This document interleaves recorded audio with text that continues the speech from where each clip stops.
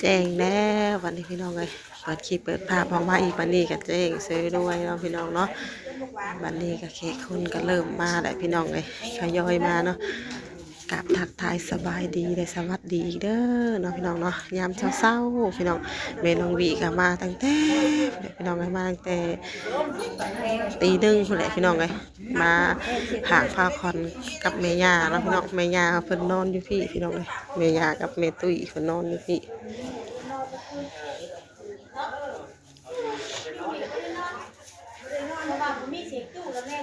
2 พา 3 พาหน่อยเนาะพี่น้องวันหับแขกอยู่นอกเขาตั้งไปอยู่นอกคุณไปหับแขกบัดมาผูกแขน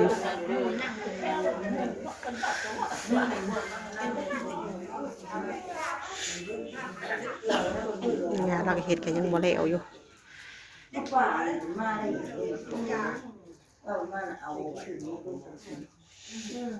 เรื่องอะไร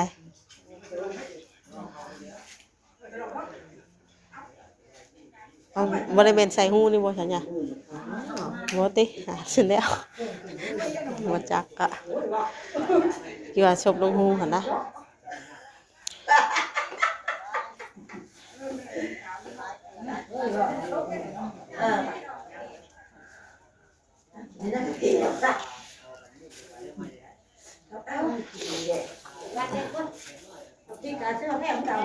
คือยังตามพริก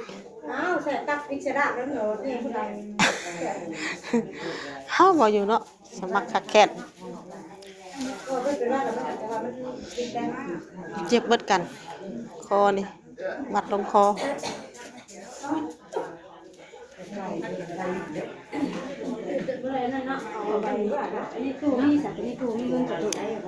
จักเบิดบ่สิทันเอามาใส่อีกบ่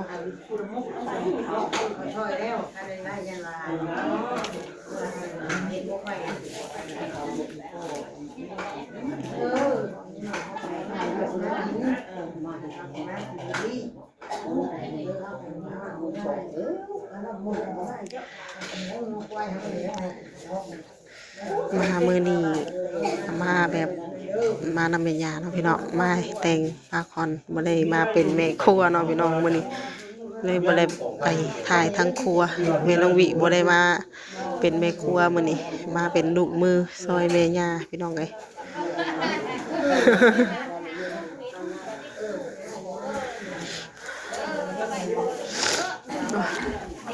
มีวัดเป็นอายเลยมาเบิ่งอีกมุมนี้พี่น้องเอ้ย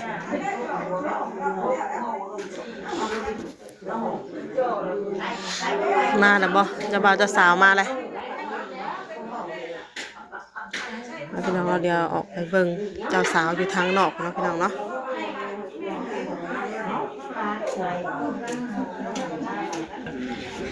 พี่น้องเลยเจ้าสาวเฮาก็งามเนาะขออนุญาตนะจ๊ะเด้อขออนุญาตยังขออนุญาตถ่ายคลิปจ้าเนาะอ๋อเอาช็อตเอาบ่ได้คอได้นี่เนาะต้องขอเนาะเจ้าตั้งเป็นคนนั่นดิเจ้าสาวเนาะเฮ้ยพระเจ้าบ่าวเจ้าสาวเฮาก็งามจำพี่น้องเลยครั้งแรกได้ที่ว่าเห็นที่เป็นแบบนี่บ่นี่นะบ้านเฮานะเพราะว่าส่วนมากเพิ่นก็เฮ็ดเงียบง่ายเนาะเรียบง่ายบ้านเฮา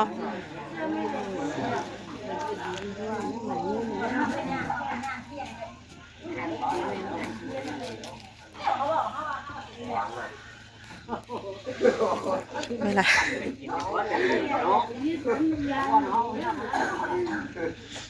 ก็เริ่มแจ้งเลยคนก็เริ่มลังมาอันนี้ก็ถุงลาบพี่น้องเลยเฮ็ดไปให้ผู้ใดเผาเมื่อกะจับถุงลาบให้เลยเป็นถุงไว้ผู้ขายลาบป้าอ้วนเป็นผู้ขายลาบมื้อนี้จะเพิ่นได้คิดลืมเตาเพิ่นได้เนาะขายลาบเลยลืมหมดขายท่านได้มื้อนี้ขายทานได้เหมือนกับเบาทุกพี่น้องเนาะโอ้ท่านจะเบาหล่อสาวงามสบายดีเด้อจะเบาเจ้าสาวเด้อโอ้ยสบายดีเนาะนะกดไหม อืมอืม ผูกวันเดียวกันเลยเนาะพี่น้องเอ้ยแบบว่าเพิ่นอยู่ทางไกลเนาะเฮ็ดพักผ่อนอยู่บ่อนเดียวเลย วันเดียวกันสิได้สบายเนาะ แม่น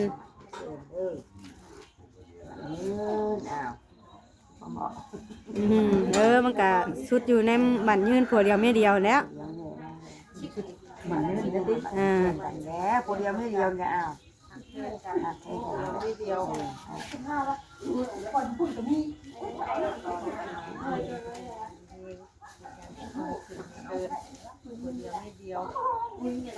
มันยืนเนาะ มาเลยแม่สุมานั่งกินย่างน่ะ มันยืนแหละขอบใจ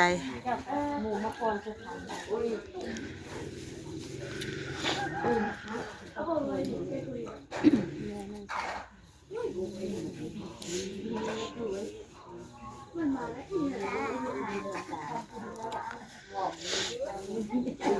เช่าเด็กหาหนูมั่งที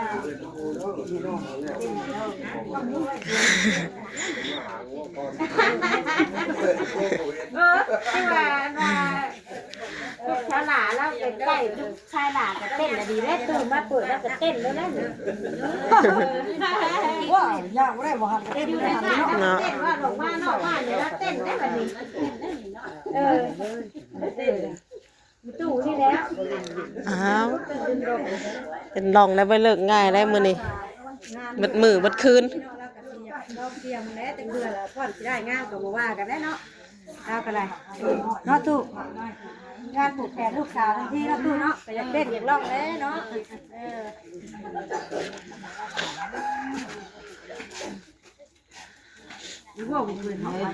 เอ้าถ้าผูกความนิดหน่อยว่าเว้าบ่เป็นนะ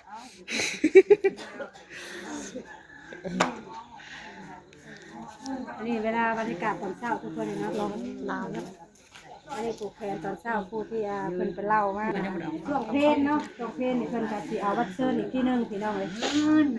เพราะว่าทั้งน้องเพิ่นใส่วัดเชิญหมู่คู่ทั้งใดกันพี่น้องเนาะ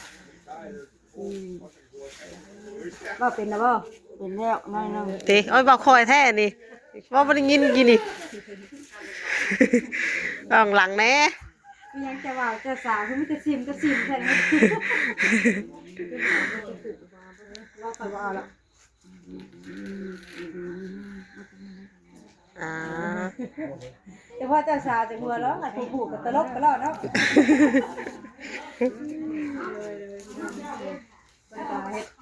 คือว่าแบบคนมากลางว่าแต่เมื่อวานนี่เนาะอันเครื่องอันนี้เนาะ เมื่อวานอันนี้ตั้งแต่ตี3บ่นี่ อ๋ออันนี้มาตอน3 โมงบ่ เห็นเพิ่นเฮ็ดงวยอยู่แต่เช้า ปวดเล่าชื่อจักมันยังตึงจักเทื่อ มาเลยแม่ อะไรตึง ตั้งอันคนที่ ข้างนอก ทนทำตู้ว่าเดี๋ยวนี้นะใครเป็นเจ้านะ เอาเพิ่นทันได้มาเพิ่นเอาโต๊ะเต็นท์มาก่อนน่ะตู้ยังทันได้มาเดี๋ยวตู้มานำหลังเอาเฮ็ดได้สาวเพิ่นฮู้เวลามาเด้ บรรยากาศให้เศร้าอยู่ยังสวยอะไรอย่างกับบ้านเฮาก็อยู่ไกลนี่บ้านเฮาอยู่ไกลมันบ่คืออยู่ในบ้านเด้ แม่นแล้วซำนี้โอ้คนกำลัง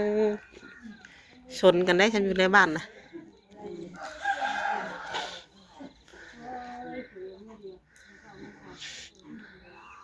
เด้อย่างมาทางที่เด้อผูกแขนเจ้าสาวย่างมันนี่เด้อเจ้าสาวทางนี้เด้อ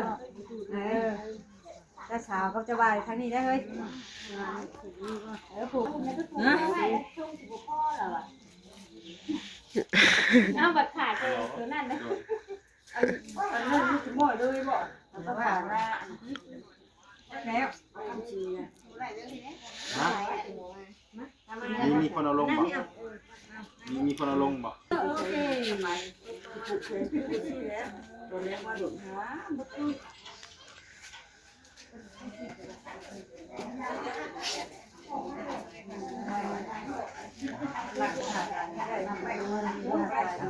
ตั้งมานั่งข้างนั่น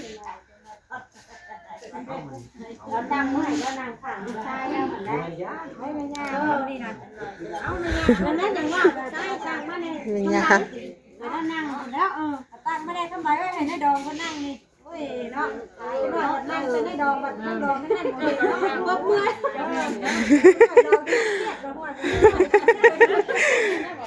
ยังได้เนื้อแล้วเนาะ ทั้งอย่างแล้วศูนย์บึ้มๆแล้วติแล้วศูนย์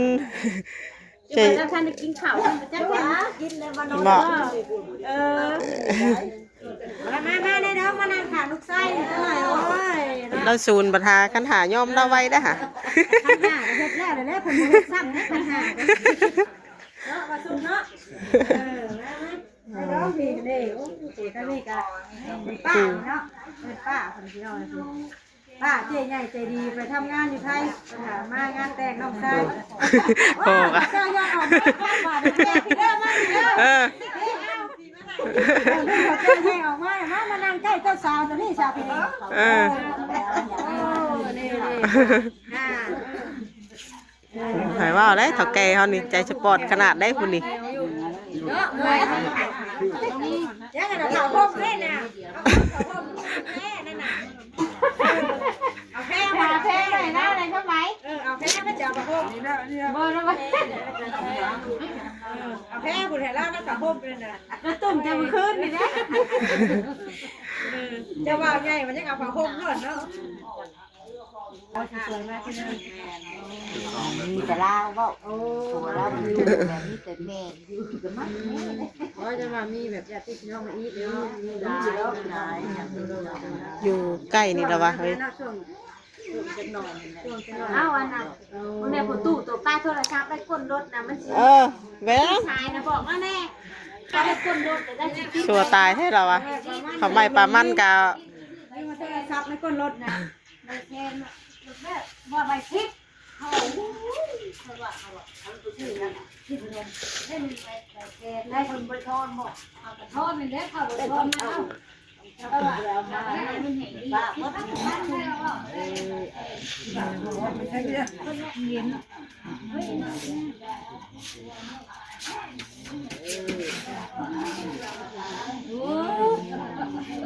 เรา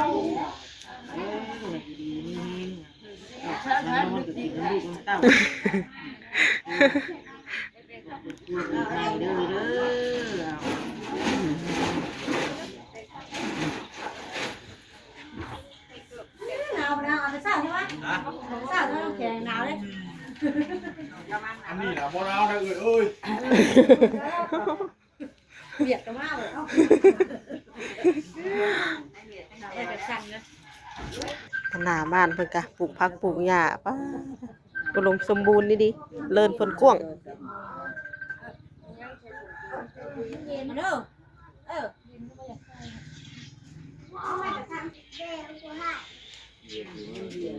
เงินตกเลย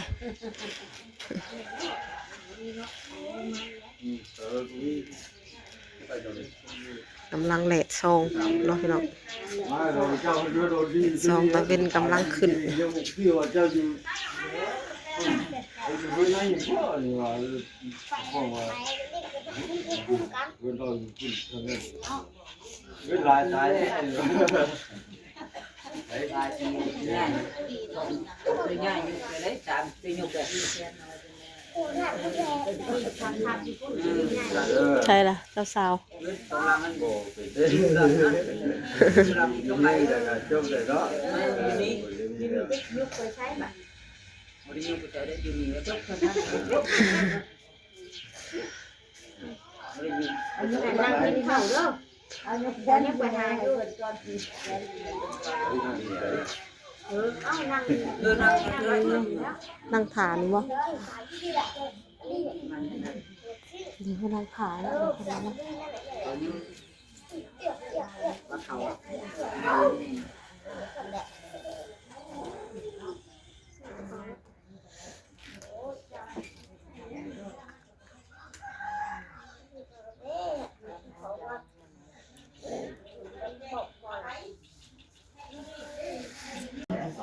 เตรียมมาแพ็คข้าวปุ้นข้าวปาดไว้แบบนี้พี่น้องเอ้ยเตรียมไว้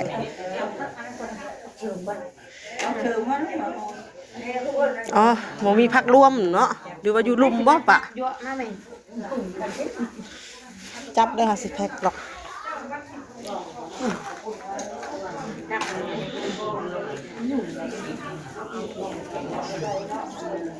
เอาไปต้นที่มูน แพ็กเตรียมไว้ขึ้นโต๊ะเนาะพี่น้องจับใหญ่เต้กับปุ่น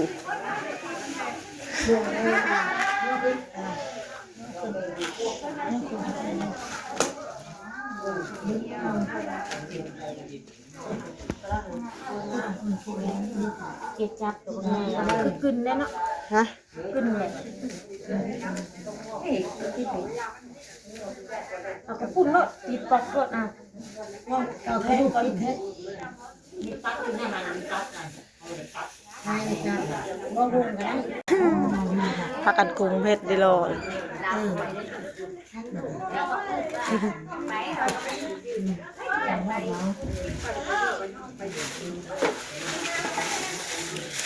นี่ทันวันสิว่างนะเฮ้ย เก็บจับก็ต้องใหญ่ว่ะเก็บเครื่องก็เป็นใหญ่อยู่ ได้อยี่ดอก เห็นไหมนี่น่าจะ โยถาคนในเมียงมาเฮ็ดกะเพิ่นบ่มาแล้วนะเฮาคนบ้านนอกเปิดกระเปะไปสิแล้วยำบ่มียำเฮ็ดอีกติได้กินผู้เบิดมื้อเบิดเว้นผู้คิดแม่นอันประมาณ 3:00 นแรงเฮาได้ เอาแล้วบ่ได้กิน จังได๋ก็มื้อแล้วเฮา อย่างเมื่อแล้วบอก อ้าว 3-4 โมงแรงพุ่นแล้วยำน่ะ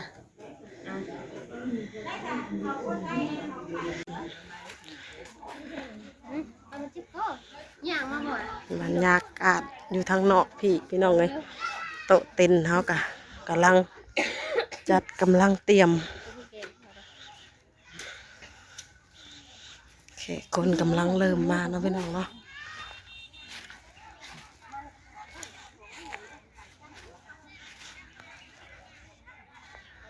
สุขสันต์วันวิวาห์